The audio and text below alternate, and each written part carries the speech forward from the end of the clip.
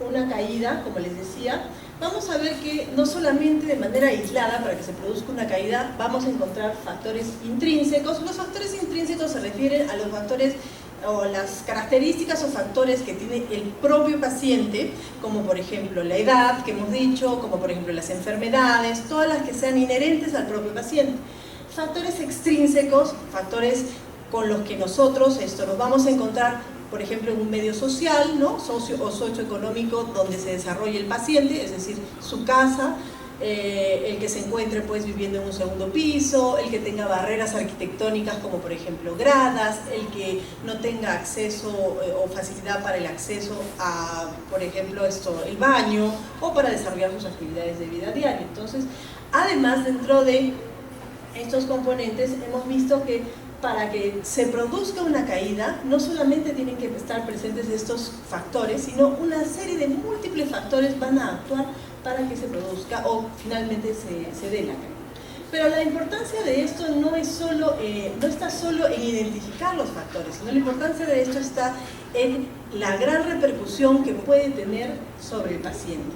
Desde lesiones, primero, desde que no se produzca ninguna lesión, porque muchas de las caídas no ocasionan lesiones, hasta que puedan ser pues, producir lesiones de partes blandas o de zonas cutáneas o externas, fracturas, como han visto, que son muy frecuentes, fracturas de cadera, fracturas de muñeca, mucho temor o alguna repercusión sobre la posibilidad de volver a caminar o volver a desplazarse como antes, que se produce en el síndrome post-caída, que es ocasionado después de esta caída, que aparentemente no tiene explicación, pero que tiene que ser intervenido porque puede conllevar a una dismovilidad del paciente y finalmente a hacerlo dependiente sin una causa aparente, ¿no?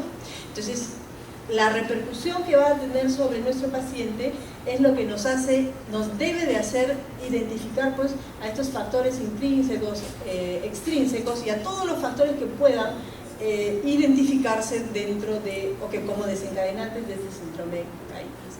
Entonces, como hemos visto, la medicación ya es una preocupación dentro de estos factores identificables. ¿Por qué?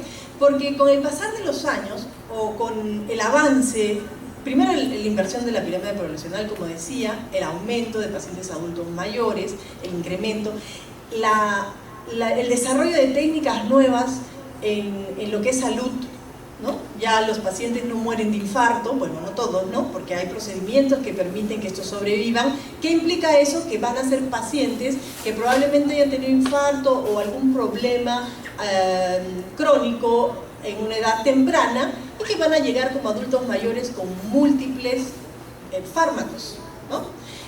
Es más, aproximadamente el 40% de adultos mayores de 65 años se ha visto que ya reciben 5 o más fármacos. Estamos hablando de polifarmacia. Entonces, es complejo lo que viene, porque ya vienen adultos mayores o vienen adultos jóvenes que ya traen de por sí medicación base.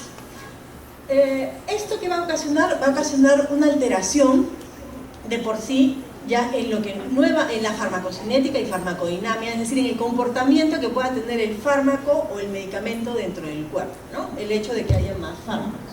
Como les decía, ya a partir desde 1966 se fue buscando cuáles eran los fármacos o cuáles eran los medicamentos que podían tener mayor riesgo o que podían estar asociados al riesgo de caídas. Y ya Lipstick, que les comenté que era uno de los primeros en estudiar o hacer estos estudios, identificó a psicotrópicos o fármacos que se utilizaban cardiovasculares, como por ejemplo, o para varios temas cardiovasculares de diferente tipo, como antiarrítmicos, como dioxina, como warfarina, y algunos analgésicos, ¿no? Dentro de ellos algunos opioides. Series posteriores a esto, y metaanálisis más grandes, empezaron a identificar pues, otro tipo de drogas que también estaban asociadas a esto, y comienza Woolcott, que es uno de los grupos que también en la década anterior se preocupa por la identificación de estos fármacos.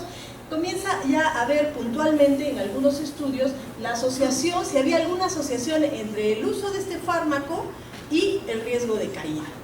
Y se encontró pues que sí, habían agentes antihipertensivos, diuréticos, beta-bloqueadores, sedantes, hipnóticos, algunos ansiolíticos, antidepresivos, benzodiazepinas y algunos analgésicos, narcóticos y antiinflamatorios no esteroideos, ¿no? Que son de tan frecuente uso. Entonces, y si ven ustedes, en este estudio de Woolcott sí se puede ver pues, que hay una gran fuerza de asociación, bueno, a excepción de los narcóticos, ¿no? Que después vamos a ver que también nuevamente se ha continuado este estudio, pero que esto se ve una gran fuerza de asociación. Eso significa que hay una relación, o se puede identificar como un factor de riesgo la presencia o el uso de estos fármacos en el riesgo de caídas, ¿no?